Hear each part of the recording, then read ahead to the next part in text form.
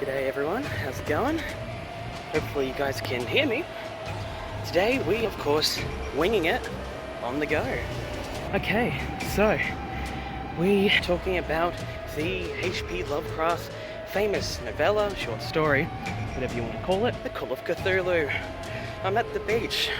You know what the beach also has? The ocean. You know what the ocean has? Cthulhu. So The Call of Cthulhu was naturally very famous. Maybe it might have been like 10 years now, but I remember Cthulhu was definitely a meme, definitely H.P. Lovecraft's most famous monster. So the story is sort of talks about the history of Cthulhu in the Necronomicon, which is a H.P. Lovecraft's like in-universe Book of the Dead sort of thing. So I guess I'll present my thoughts. So the story is essentially about a sailor finding Cthulhu, but also travels to different points of the world, like talks about a immortal Chinese man, and it turns out that where Cthulhu is located is apparently not too far from Australia, and H.P. Lovecraft mentions like Sydney and I think, or like Adelaide, or I don't know, so I forgot exactly which city it was, but to see Australia in one of his most famous works was a nice treat for myself.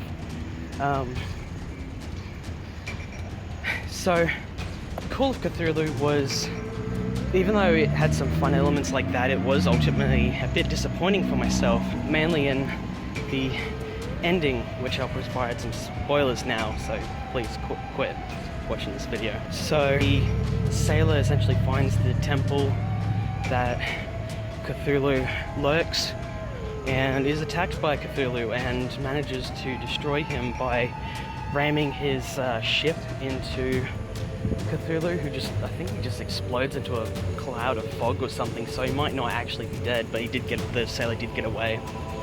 And this sort of abrupt ending feels very, what's the word? It's winging it, man. I forget the word sometimes. Disappointing. The ending feels disappointing sometimes because of this sort of weak fight. I felt like it was a lot of build-up with a very weak conclusion. So funny enough, this isn't actually one of my favorite H.P. Lovecraft works, even though that it's probably his most famous. Either that or Mountains of Madness, which I'll be reviewing as well, unless this video has already came out before then watch my review. And that's me winging it. Is it part of this? Is it, worth reading? Yeah, I think so. I think it is worth reading, but maybe only in the context that you're reading everything else. And that should be it. Thanks guys. See you around.